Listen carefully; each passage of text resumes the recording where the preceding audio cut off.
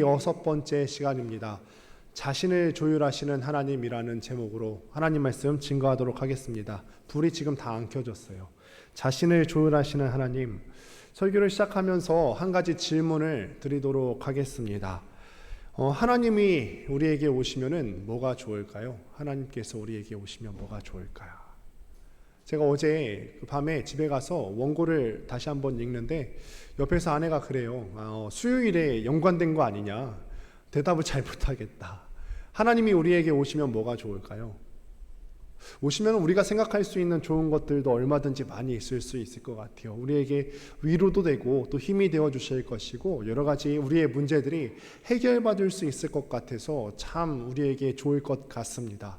더군다나 요즘 우리 사회가 참 각박하지 않습니까? 이번 주에 일어난 사건도 참 우리의 마음을 아프게 하는 사건이 있었어요. 신림동에서 묻지마 강간 사건이 있었죠. 참 놀랐죠. 참 놀라웠어요. 저희가 또 특별히 살았던 곳이고 내가 그곳에서 사역하고 또 살면서 산책도 했던 곳이었기 때문에 많이 놀랐던 그런 사건이었습니다. 이럴 때 하나님께서 우리 사회에 찾아와서 우리 사회를 치유해 주시면 얼마나 좋을까 하는 생각들을 해보게 됩니다. 하나님께서 이 아브라함에게 여러 차례 찾아와 주셨어요. 오늘 본문에도 보면은 이전에도 하나님께서 아브라함에 여러 차례 찾아와 주셨는데 오늘 본문 가운데서도 하나님께서는 세 사람으로 아브라함에게 찾아와 주셨습니다. 아브라함이 어디에 살았죠? 마므레 상수리 수풀에 살았습니다. 원래 그 마므레 상수리 수풀에서는 우상 숭배자들이 살았던 곳입니다. 우상 숭배자들이 자기네들의 재물을 쪼개놓고 우상들에게 제단을 쌓아서 자기네들의 우상들에게 예배를 드렸던 곳인데 그곳에 아브라함이 거했습니다. 당시 사람들의 습관에 따라서 이 세 사람이 아브라함에게 찾아오게 되는데 아브라함이 그들을 극진하게 대접했습니다. 당시 사람들은 자기의 집에 손님들이 찾아오게 되면은 모른 척하지 않았습니다. 존중했고 최선을 다해서 섬기던 관습들이 그 당시 가운데 있었어요. 아브라함이 이 사람들이 누구인지는 알 수가 없었지만 최선을 다해서 그들을 극진하게 대접하는 장면이 나옵니다. 또 사라는 관습을 따라서 함께 식사한 것이 아니라 남자와 여자가 따로 식사하는 관습에 따라서 한쪽 방에서 식사를 하였고 그 한쪽 다른 쪽 방에서 이 세 사람이 하는 말을 듣게 되었습니다. 10절 말씀을 같이 한번 보도록 하겠습니다. 함께 읽습니다. 시작.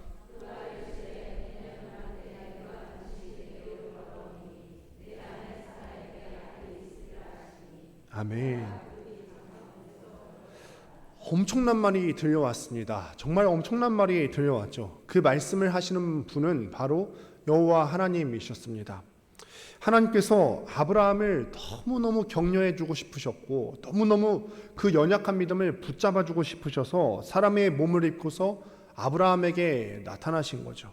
17장에도 보면은 같은 말씀을 하신 적이 있으십니다. 17장 21절에 보면은 하나님께서 내년 이맘때에 너희가 아들이 있으리라 라고 하셨고 오늘 본문 말씀에서도 내년 이맘때에 너에게 아들이 있을 거다 라고 말씀을 하셨습니다. 그러니 시기적으로 계산을 해보시게 되면은 하나님께서 17장에서 아브라함을 이미 격려를 해주셨어요. 내년 이맘때쯤에 아들이 있으리라 격려를 해주셨는데 거의 동시에 얼마 지나지 않아서 다시 사람의 몸으로 아브라함에게 찾아오신 거죠. 하나님께서 얼마나 아브라함을 붙잡아주고 싶으셨으면 하나님께서 얼마나 위로해주고 싶으셨으면 하나님께서 얼마나 이 연약한 아브라함의 믿음을 일으켜 세워주고 싶으셨으면은 얼마 지나지도 않아서 말씀해 주신 지 얼마 지나지도 않아서 다시 사람의 몸을 입고 찾아와 주셨을까?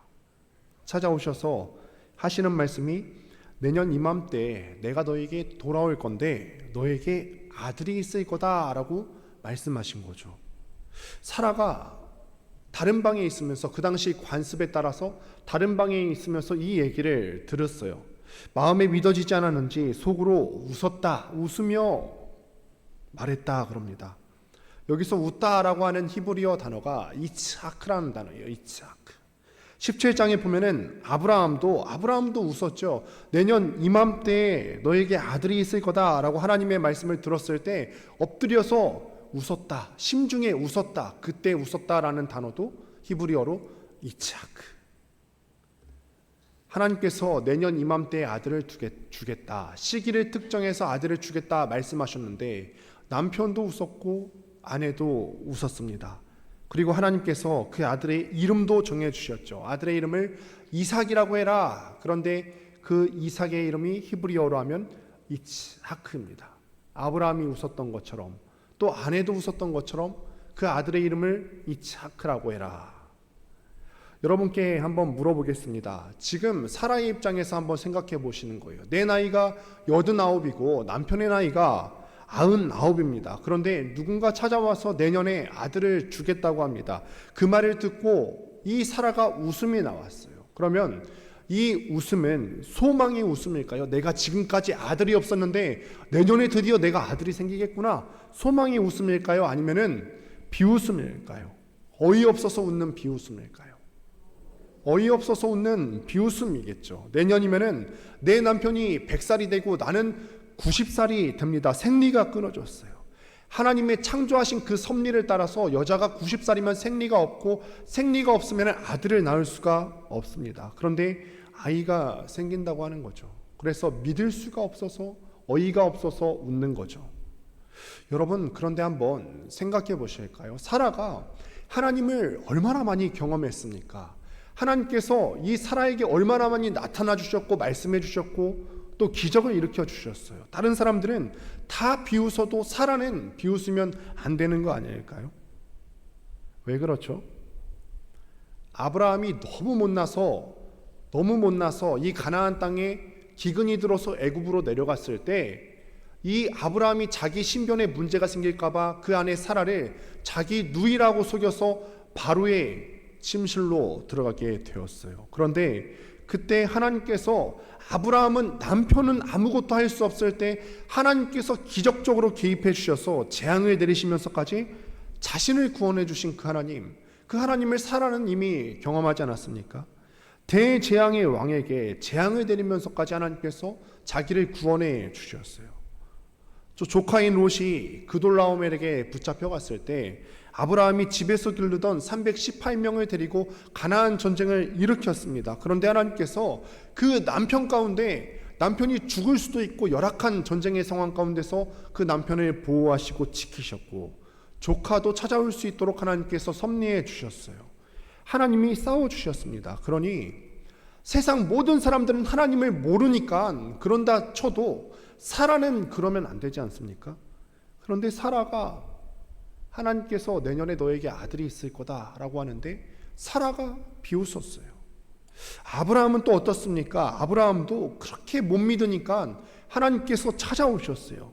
과거에 하나님께서 찾아오셨던 그런 아름다운 기억이 있지 않습니까? 찾아오셔서 아브라함을 밖으로 데리고 나가서 하늘의 그림체 그려주시고 저 별들을 바라봐라, 저 땅의 모래를 한번 살펴보아라 약속하셨습니다.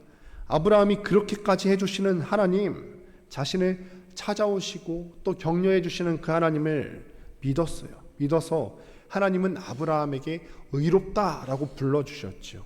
이 일에 대해서도 사도 바울은 로마서 4장 19절에서 이렇게 말하는데 같이 한번 읽습니다. 시작. 그가 100세나 되어서 자기 몸이 죽은 것 같고 사라의 태가 죽은 것 같음을 알고도 믿음이 약하여지지 아니하고, 아브라함을 일컬어서 믿음이 약해지지 않았다고 하는데 사실 아브라함은 믿음이 약했어요.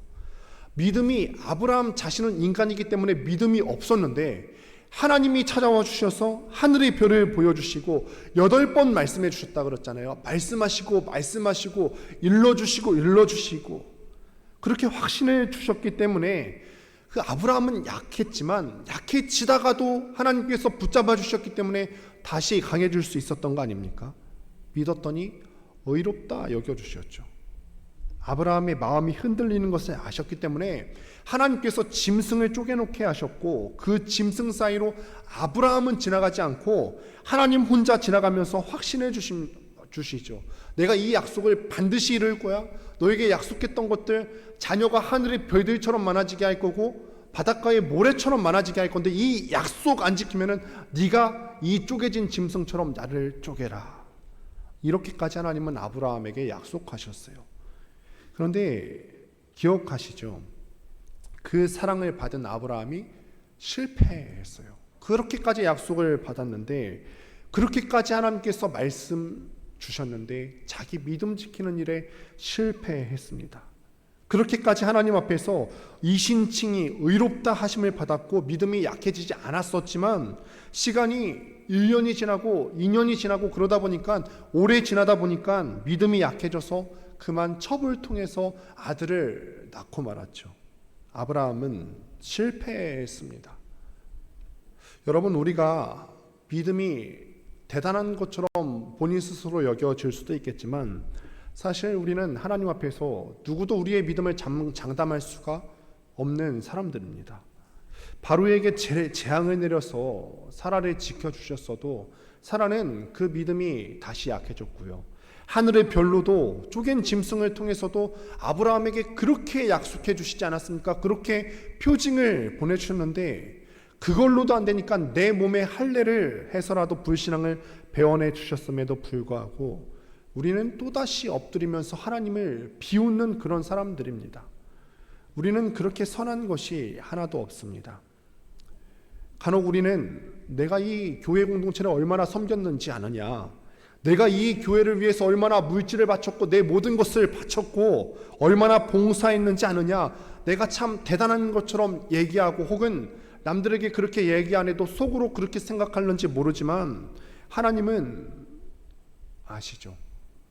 우리가 엎드려서 조용히 하나님을 비웃었던 일, 하나님을 신뢰하지 않았었던 일, 속으로 비웃었던 일을 하나님께서는 아십니다. 비웃는다는 말이 별거 아닙니다. 우리가 하나님께서 일하실 것에 대해서 신뢰하지 않는 것, 믿지 않는 것, 이게 비웃음이죠. 우리가 드러내놓고 하나님을 킥킥대면서 웃진 않지만 기도하는 사람이라면서 하나님의 일하심을 기대하지 않는 것, 신뢰하지 않는 것, 이게 비웃는다는 거죠. 이 사실을 하나님께서 모르지 않으세요. 내게 선한 것밖에 없다고요. 나는 정말 믿음이 강해 보이는 것 같다고, 내게 충성하는 것밖에 없다고요. 이게 아니라는 것입니다. 내 속에도 또다시 1년이 지나고 2년이 지나고 우리가 이 믿음을 굳건히 붙잡지 않는다면 1년이 지나고 2년이 지나서 우리 마음 가운데 또다시 무너지는 연약한 믿음이 있음을 하나님이 아신다는 것입니다. 이렇게 연약한 나 자신에 대해서 그럼 우리는 대안이 있습니까? 여기에 대한 대안이 있을까요? 하나님은 여기에 대해서 대안이 있으실까요? 나를 하나님께서 믿음의 조상으로 만들어주겠다, 열국의 아비가 되도록, 열국의 어미가 되도록 부르시겠다고 약속하셨는데 자꾸만 무너지는 나에 대해서, 자꾸만 하나님에 대해서 신뢰하지 못해서 비웃는 나에 대한 하나님의 대안이 있을까요? 있습니다. 하나님의 대안은 바로 나에게 오심입니다. 나에게 오심. 우리가 생각할 때 하나님이 나에게 오신다고 해도 내 상황에 크게 변화는 없어요. 몸이 아픈 것도 쉽게 낫지 않습니다. 우리가 이 예배의 자리에 온다고 해서 몸이 아픈다고 쉽게 낫지 않습니다. 경제적으로 어려운 것도요, 쉽사리 회복이 되지 않죠. 회복이 빠르지 않습니다. 가정에 문제가 있으신 분들도 있을 텐데 이것도 하나님 앞에 기도할 때 쉽사리 회복이 되지 않는 경험도 있을 수 있어요. 취업이 어려울 수도 있고 결혼 문제를 앞두고 골머리 아픈 것도 쉽사리 해결되지가 않습니다.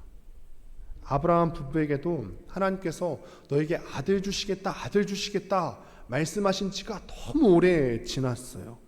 하나님이 오신다고 별로 환경이 바뀐 것 같지가 않습니다. 그런데 하나님이 오시면요, 사랑이 같이 옵니다. 하나님이 오시면 사랑이 같이 와요. 하나님이 오시면은 하나님께서 날 사랑해 주시는 그 위로와 평안과 사랑이 나한테 함께 옵니다. 여러분 다 자녀를 낳고 또 길러보신 경험이 있으신 부모님들이 많이 계실 텐데요. 어린아이를 낳고서 이제 막 벽을 붙잡고 한 발자국 한 발자국 그런 내딛는 걸음마 하는 아이를 보신 적이 있으시죠? 그때 기분이 어떻습니까? 아이가 이제 뒤집기만 해도 그때 아이는 참 행복한 것 같아요. 뭐 잘한 것도 없는데 똥만 싸도 잘했다고 칭찬을 해요. 야, 똥을 잘 쌌다. 밥 잘 먹어도 얼마나 칭찬하는지 몰라요. 지금은 다 커서 밥 잘 먹으면 주책이라고 하는데 얼마나 칭찬받는지 몰라요. 그때 아이들이 막 한 발자국 기어다니다가 이제 첫 발을 떼면은 우리가 어떻게 반응하죠? 박수 치지 않습니까? 할아버지 할머니들은 너무 좋다고 막 박수를 치세요. 거기다가 이렇게 말할 수 있습니까? 쟤는 왜 저렇게 한 발자국밖에 못 걷지? 쟤는 뭐가 저렇게 모질이 같아갖고 이제 벽을 붙잡고 걸어다닐 수밖에 없나? 쟤는 왜 이렇게 저렇게 모자라서 아슬아슬하게 걷지? 이렇게 말씀하시는 분이 계실까요? 아니죠.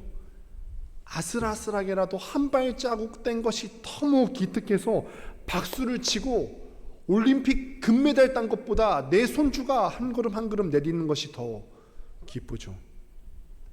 우리가 올림픽 100m 달리기 시합에서 금메달 딸 만큼 빠르지 않아도 41.195km의 마라톤 금메달 딸 만큼 나한테 지구력이 있지 않아도 어린아이가 아슬아슬하게 한 발 한 발 떼는 것을 기뻐하셨던 여러분들의 마음으로 하나님께서는 아슬아슬하게 걸어가고 있는 우리에게 찾아와 주셔서 박수해 주시는 거죠.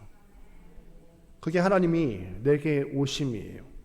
하나님이 우리 가운데 오신다고 하는 것은 우리 상황 가운데 급격한 변화가 일어나지 않는다 할지라도 그 사랑과 함께 오시는 거고 그 격려가 함께 온다고 하는 거예요.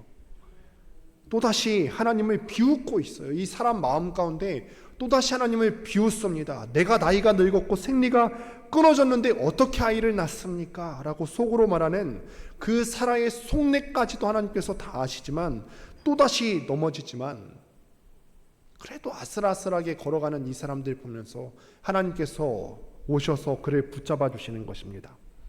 하나님이 속으로 말하는 그 사라의 그 말에 기분이 좋지 않으셨는지 13절에서 이렇게 말씀하십니다. 같이 한번 읽어보도록 하겠습니다.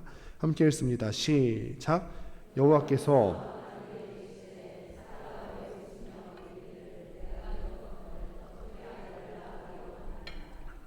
여러분, 하나님께서 이렇게 말씀하시죠. 네가 어떻게 아들을 낳으리오 하느냐? 이렇게 말씀하시는 하나님이 속이 좁은 하나님입니까? 아니 뭐 좀 못 믿을 수도 있죠. 지금 사라 나이가 89세고 남편의 나이가 99세. 내년이면 남편이 100세가 되는데 아들 낳는다고 말하는 것이 사실은 비웃을 수 있을 만한 거죠. 그래서 좀 비웃었기로 하나님이 남편에게 말씀하시기를 네 아내가 왜 비웃느냐고 말하는 그런 속 좁으신 하나님이십니까? 속이 좁아서가 아니에요. 하나님께서 지금 대화를 이어나가면서 하나님께서 하시고 싶으신 말씀이 있으셨던 거죠. 하나님의 한 가지 질문을 하십니다. 여호와께서 능치 못할 일이 있겠느냐? 내가 못할 일이 있겠느냐? 이 말을 하나님께서 하시고 싶으셨던 거죠. 네 아내가 왜 저렇게 말하느냐? 이거를 꾸짖고 책망하기 위해서 말씀하시는 것이 아니라 하나님께서 속이 좁으셔서 그 말씀하시는 것이 아니라 끝에 가서 이 말씀하시고 싶으셨던 거예요. 하나님이 능치 못하심이 있겠느냐? 사라가 비웃든 말든 하나님께 능치 못함이 없잖아요. 사라가 이거를 못 믿고 있는 것입니다. 저번에는 아브라함이 비웃더니 오늘은 아내가 비웃는 이 노 부부들 가운데서 하나님이 수치스러워서가 아니라 자기가 창피해서가 아니라 사라야 네가 비웃는다는 것을 내가 알아. 그런데 내가 하나만 묻자. 나한테 능치 못할 일이 있겠냐? 잘 생각해봐. 네가 경험한 내가 능치 못함이 있겠느냐? 지난번에 우리는 하나님의 이름을 전능하신 하나님 엘샤다이의 하나님이라고 배웠습니다. 전능하신 하나님, 모든 것을 하실 수 있는 하나님이라고 자기 자신을 당신께서 직접 그렇게 말씀하셨다고 계시하셨다고 그랬어요. 그거를 지금 다시 한번 하나님께서 나타나셔서 확인하시는 거죠. 다시 오셔서 안다. 너에게는 불가능한 이유가 있는 거 알아. 너는 지금 89세고 남편은 99세고 내년 되면은 100세가 되는 것 알아. 생리가 끊어졌다고. 그래, 내가 그랬지. 내가 사람 지을 때 창조 섭리에 그렇게 해놨어. 사람의 생리가 끊어지면은 자식을 낳을 수 없도록 창조 섭리를 그렇게 해놓은 거 내가 알아. 그런데 그래도 내가 능치 못함이 있겠느냐? 내가 지금까지 우상의 손에서 너를 건져내고 바로의 손에서도 너를 건져내고 가나안 전쟁에서도 너를 이기게 해줬는데 내가 너를 지켰는데 내가 하나만 너한테 묻자. 네가 경험한 나는 어떠냐? 나에게 능치 못함이 있겠느냐?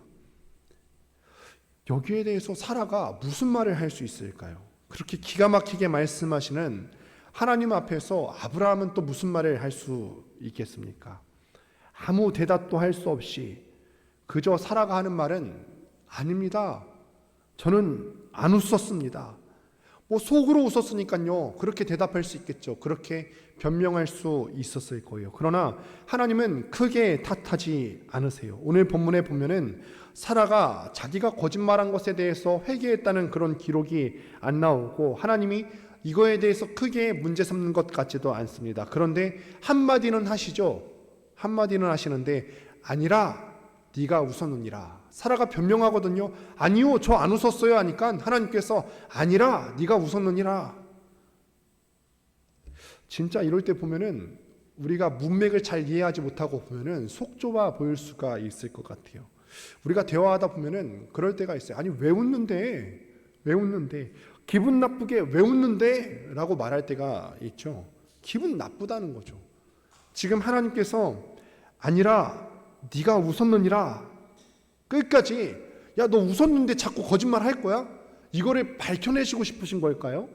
우리 하나님께서 속이 좁으셔서 야 너 지금 웃었는데 지금 변명하고 있는 거 아니야? 거짓말하고 있는 거 다 알아? 너 웃었다니까? 이거 밝히고 싶으신 걸까요? 아니죠. 그게 아니라 그렇게 이거 밝히실 거라면은 아예 나한테 안 오셨을 것입니다. 나에게 다시 찾아오신 하나님, 17장에도 내년 이맘때에 너에게 아들을 주겠다. 또 며칠 지나지 않아서 이 연약한 아브라함의 믿음을 다시 세우고자 또 찾아오신 그 하나님이 내년 이맘때에 아들을 다시 주겠다. 다시 내게 찾아오시고 격려하신 하나님이 아니라 네가 웃었느니라 라고 하는 이 말은 네가 비웃는 것이 내가 기분이 나빠라고 말하는 뜻이 아니죠. 오히려 이런 뜻이죠. 사라야, 너 약한 거 그냥 인정해. 너 비웃은 거, 믿음이 없어서 비웃은 거 인정해. 왜 이렇게 인정을 안 하려고 그래? 너는 지금 이 상황에 내 약속을 비웃을 수밖에 없는 그런 상황이라는 거 너 인정해. 내가 그거 알고 있어. 인정해라. 네 나이가 몇 살이라는 것도 알고 네 남편이 몇 살이라는 것도 내가 알아. 그 나이에 아들 낳는다는 것이 진짜 비웃을 수밖에 없는 일이라는 거 나도 안다. 그러니 네가 비웃은 것을, 네 믿음 약한 것을 나한테 숨길 필요가 없어. 너 비웃은 거 맞아. 너 그거 인정해. 너는 아무것도 할 수 없어. 아무것도 할 수 없으니까 이 상황이 어이없겠고 비웃을 만한 일이겠고 그렇겠지. 지금까지 네가 네 인생 이끌어오지 못했던 것처럼 너는 그저 할 수 있는 것이 비웃는 것밖에 없겠지. 그러니까 너는 할 수 있는 것이 없으니까 내가 왔고, 그러니까 내가 내년 이맘때에 다시 올 거고 아들이 함께 올 거다. 이게 하나님 약속이잖아요. 하나님이 아니라 네가 웃었느니라 라고 말씀하시는 거는 끝까지 이 작은 거짓말 하나를 밝혀내시고자 말씀하시려는 것이 아니라 내 어떤 불신앙을 폭로하기 위해서가 아니라 내 연약함을 인정하라는 거죠. 자기의 믿음 없음, 연약함을 인정하게 하시고 그럼에도 불구하고 내년 이맘때에 다시 오셔서 아들을 주시겠다는 약속을 확인하기 위해서 아닙니까? 그 불신앙을 폭로하시면서 너 왜 나를 못 믿어? 너 그거 고쳐야 된다니까? 하나님께서 나를 고치시고 나를 조율시키기 위해서 그러신 것이 아니라 오히려 그래 너 그 못 믿는 거 인정해. 그런데 내가 내년에 다시 올게. 오히려 자신을 조율하시기 위해서 하시는 말씀 아닙니까? 여러분, 그래서 신앙은 참 수동적입니다. 내가 뭔가를 능동적으로 할 수 있을 게 하나도 없습니다. 여러분, 내가 재산을 다 팔아서 하나님 앞에 드린들 모든 것을 하실 수 있는 하나님 앞에 그 무슨 도움이 되겠습니까? 내가 다만 하나님 앞에 무언가를 바친다는 것은 하나님께 도움이 되라고 바치는 것이 아니라 우리의 마음을 드리는 거죠. 태평양 바다에 한 컵 물을 붓는다고 해서 무슨 보탬이 되겠어요? 우리는 그저 아무런 도움이 되지 않는 시간들을 보낼 뿐입니다. 내가 믿음이 뛰어나고 내가 헌신이 뛰어난다 할지라도 언젠가 하나님께서 나를 붙잡아 주시지 않는다면 언젠가는 무너질 믿음에 불과하다는 거예요. 시간이 짧게 걸리느냐 오래 걸리느냐의 차이일 뿐이지 언젠가는 무너질 연약한 믿음이라는 것입니다. 네가 네 인생을 이끌고 가지 못하니까 신앙은 철저히 수동적인 거라는 것을 인정을 하는 것입니다. 더 적극적으로 이야기해 보면은 신앙은 내 무능력함을 인정하고 하나님의 전능하심을 의지하라는 거예요. 네가 비웃었느니라, 이 말씀은 단순히 우리의 불신앙을 폭로하려는 하나님의 말씀이 아니라 우리의 연약함을 인정하라는 하나님의 말씀입니다. 여러분, 성경에서 광야, 우리가 종종 광야라는 단어를 많이 쓰지 않습니까? 인생 가운데 광야라는 단어를 많이 쓰는데 광야하면 어떤 느낌이 들죠? 지금 당장 어떤 준비도 하지 않은 채 여러분들이 광야에 떨어지게 된다면 뭐 하실 수 있겠어요? 아무것도 할 수 없어요. 낮에는 40도가 넘는 그 무더위, 밤에는 그 쌀쌀한, 그래서 출애굽할 때도 그 광야를 통과할 때는 밤에는 불기둥이 필요했겠죠. 그 쌀쌀한 그 광야 가운데, 그리고 그 독충들이 우글우글하는 그 광야 가운데서 우리가 할 수 있는 게 뭐가 있죠? 아무것도 할 수 없어요. 그냥 누군가가 나를 구해주기를 바라는 것일 뿐. 그런데 그 광야를 의미하는 히브리어와 하나님께서 임재하시는 지성소를 의미하는 히브리어가 단어가 어원이 같습니다. 어원이 같아요. 광야는 내가 무언가를 할 수 없는 곳이죠. 하나님의 은혜, 누군가의 도움을 바랄 수밖에 없는 곳, 하나님을 만나는 곳이죠. 어떻게 보면은 하나님께서 임재하셔서 우리를 만나 주시는 그런 지성소와 같은 곳이에요. 우리가 예배의 자리에 나올 때도 같은 마음이 되어야 되는 거죠. 예배의 자리에 나올 때 우리가 딴 거 할 것이 아니라 우리의 불신앙을 하나님 앞에 인정하고 나아가는 거죠. 광야에서의 우리가 자세와 같이, 하나님, 내가 하나님 앞에 할 수 있는 것이 아무것도 없습니다. 하나님께서 오셔서 친히 내게 오셔서 나를 붙잡아 주시지 않으면은 나는 아무것도 할 수 없습니다. 우리의 연약함을 인정하고 하나님 앞에 나아갈 때, 그리고 하나님의 전능하심을 신뢰하며 나아갈 때, 그때 하나님이 역사하신다는 것입니다. 아이 낳을 수 있을 때 아이 낳는 것을 믿으면요, 그거는 신앙이 아니에요. 지금 20대, 30대 때 나이 때 결혼해서 이 연령대에 처한 사람들이 아이를 낳는다, 이거를 믿는다고 하는 건 신앙이 아닙니다. 100세가 되어서 아이를 낳을 수 없는, 사람들이 비웃을 수밖에 없는 그런 상황 가운데서 하나님의 약속을 믿는 것은 내게 속한 것이 아니라, 사람이 인위적으로 할 수 있는 것이 아니라 하나님께서 그렇게 해주시는 것 아닙니까? 하나님이 약속하셨어도 그걸 믿는 일에 계속해서 실패하는 이 아브라함과 사라의 이야기입니다. 그럼에도 하나님께서는 아브라함과 사라에게 사랑으로 찾아오시고 또 참아주시고, 이쯤 되면 화를 낼 만도 한데 그렇게 나를 보고도 못 믿겠니? 그렇게 나를 경험해도 전능한 나를 못 믿겠니? 화를 내실 만도 한데, 이번에도 아브라함과 사라를 너 나한테 맞춰? 너 신앙이 그게 뭐니? 나한테 맞춰? 그들을 조율시키시고 그들을 조련시키는 게 아니라 또 이번에도 하나님께서는 한 발 양보해 주시고 오히려 자신을 조율하십니다. 사랑은 히브리어로 헤세드라고 합니다. 헤세드. 유대교 신학자인 마이클 피시베인이라고 하는 유명한 랍비가 있는데, 이 랍비가 쓴 책에 이런 말이 있습니다. 같이 한번 제가 한번 읽어드릴게요. 하나님의 사랑 헤세드는 세상의 결핍과 상처에 반응하여 치유와 회복을 더해준다. 이 헤세드의 본성은 가능한 한 반이 그러한 필요들에 반응하려고 한다. 사람들에게 아픔이 있으면은 하나님의 사랑은 가능하면 여러분들을 돌보시고 위로하시고 반응해 주시고 싶어 하신다는 거예요. 이것은 근원적인 포기이다. 그렇기 때문에 헤세드는 신학적인 명령이다. 게다가 그것은 균형과 배상의 기초를 두고 있는 정의를 초월한다. 정의는 무조건적으로 퍼주는 것이 아니라 균형과 배상의 기초를 두고 있다는 거죠. 정의는 늘 비율 따지기를 좋아한대요. 사회에서 말하는 정의는 뭔가 기브 앤 테이크예요. 비율 따지기를 좋아합니다. 그런데 하나님의 헤세드, 하나님의 사랑은 그렇지 않다. 헤세드는 무시에 기초하는 거예요. 네가 나한테 뭘 못해줬어도 섭섭하게 해줘, 괜찮아. 그 섭섭하게 해준 거 무시해 줄게. 그것은 극단적으로 순수하게 내어주는 것이다. 세상은 그것에 기댄다. 이게 필요하다는 거죠. 세상은 이것이 필요하다는 거예요. 여러분, 하나님의 헤세드는요, 무엇에 반응한다고요? 헌신 많이 하고 헌금 많이 하고 아니면 무언가 잘난 사람들에게 반응하시는 것이 아니라 하나님께서는 가능한 세상에 결핍이 있는 사람들, 세상에 아픔이 많은 사람들에게 하나님께서는 반응하신대요. 가능한 모든 사람들의 결핍과 상처에 반응하기 원하시는 것이 하나님의 사랑, 하나님의 헤세드라는 것입니다.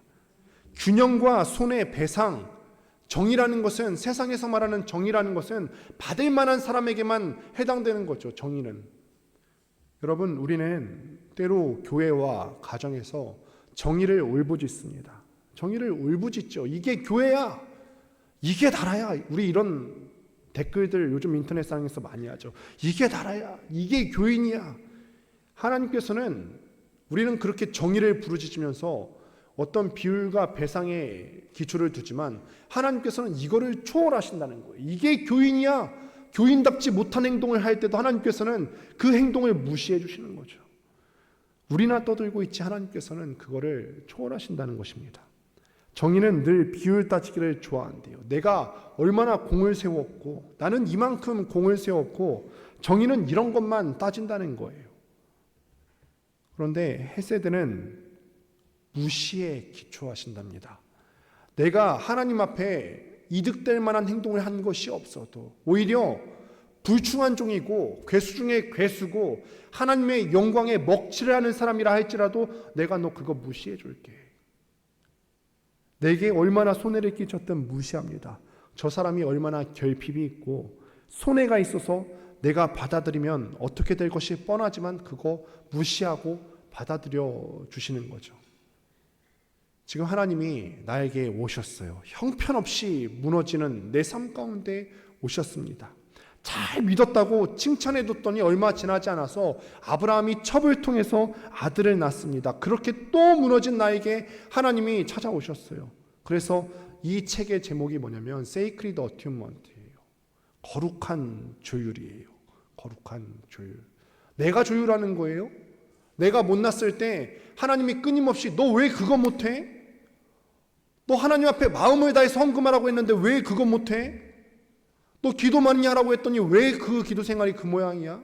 나한테 맞추라니까 나한테 조율을 요구하시는 것이 아니라 또 무너지는 나에게 이번에도 하나님께서 낮춰주시고 또 낮춰주시고 그렇게 자신의 마지막 자존심까지 내어주시다가 최종적으로 낮춰주신 모습이 어떤 걸까요?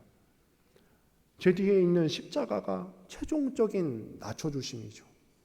자기 목숨까지 내어주시는 조율하심. 내가 차라리 죽어줄게. 세상은 이거에 기댄다는 것입니다.